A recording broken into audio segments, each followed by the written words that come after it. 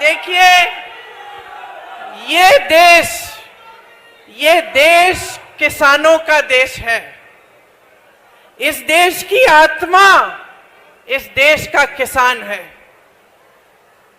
आजादी की लड़ाई से, बल्कि उससे पहले से, आजादी की लड़ाई से भी सैकड़ों वर्ष पहले से इस देश का किसान इस देश के लिए, आजादी के लिए लड़ा है, अपना खून दिया है, अपना पसीना दिया है।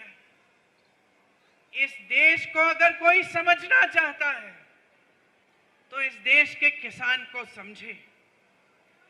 आप जब खेती करते हैं, जब अपनी उपज को आप उगाते हैं, जब अपनी खेती को आप खुशहाल बनाते हैं, तो सिर्फ अपने बच्चों के पेट भरने के लिए ये काम नहीं करते। आप इस पूरे देश के अन्नदाता हैं। आप देश की नई पीढ़ी को बनाते हैं। इस पूरे देश को आप खिलाते हैं। आप इस देश की रीढ़ की हड्डी हो, इस देश की आत्मा हो। हरित क्रांति जब इंदिरा जी लाई तो वो इस बात को समझ के लाई। इस देश की आत्मनिर्भरता का श्रेय इंदिरा जी के साथ इस देश के एक एक किसान को मिलता है, जिसने इस देश को आत्मनिर्भर बनाया अपनी मेहनत से, अपने खून पसीने से।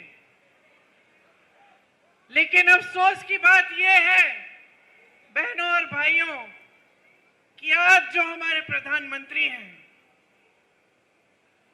जो सरकार आज देश में चल रही है, 10 सालों से केंद्र में बैठी है, वो इस सीधी सी साधारण बात को समझ नहीं पाए।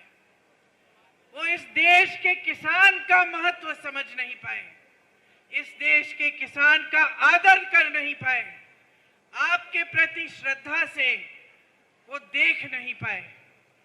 आपने आंदोलन किया, क्यों किया? क्योंकि वो 3 ऐसे कानून लाए थे जिससे आपके की कमर टूट जाती, जिससे आपकी कमाई खत्म हो जाती, इस देश का किसान झुक जाता। इसीलिए आपने आंदोलन किया। लाखों की तादाद में आप दिल्ली तक आए। महीनों के लिए आप दिल्ली के बॉर्डर पे आप बैठे रहे। इस देश के हर देशवासी ने आपको देखा। हर देशवासी के दिल में आपके लिए हमदर्दी जागी। आपके लिए कोई पानी लाया, कोई खाना लाया, कोई आपके साथ आकर बैठा। मुझे याद है दीपिंदर जी रोज रोज आपके आंदोलन में शामिल होते थे, आपके साथ आकर बैठते थे। लेकिन भाजपा का एक एक नेता, भाजपा के प्रधानमंत्री जो इस देश के सबसे बड़े पद पर आसीन हैं, उन्होंने आपकी सुनवाई तक नहीं की। आपकी बिजली बंद की, आपका पानी बंद किया, आपको देशद्रोही का दर्जा दिया।